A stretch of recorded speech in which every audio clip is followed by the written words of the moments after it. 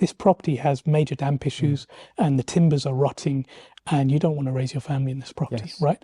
Or we'll say, actually, this is a really good property, and as partners, it makes sense for us to enter this partnership together because you want to raise your family here.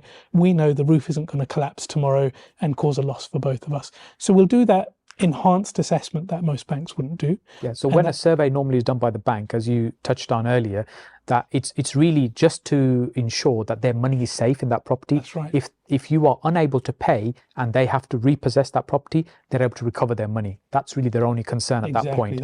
So the surveyor that comes out to do that valuation, that report on that property, that's what they're looking for. They're not looking for the quality of the property or the quality of accommodation, which is what you're referring to as an enhanced survey.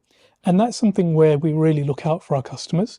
And sometimes it's a tough conversation because we've had clients in the past where we've said to them, you know what, the electrics in this property are really dangerous.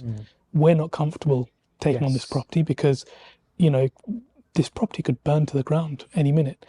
And we'd expect our customers to like that we're doing this, but sometimes a customer will say, no, I really want this property. Why are you blocking me from buying this property? And it becomes emotional.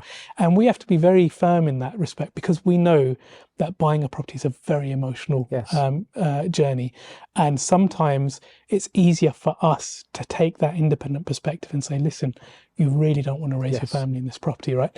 Sometimes it's easier for us to do that than for our customers. Sometimes we have to be the bad guy. And we have to just put our foot down and say, we're not going into this partnership with you because it's not a good investment for you. It's not sensible. And sometimes we just have to be the bad guy there. But that is part of being an ethical Islamic provider. We have to do right by our customers at the end of the day. Because when we talk about ethical finance, Islamic finance, firstly, it's just not just for Muslims, just to be clear, but it's based on Islamic principles. And the key objective is to stay away from interest and riba. But the whole model needs to be ethical and fair, which is what we're talking about.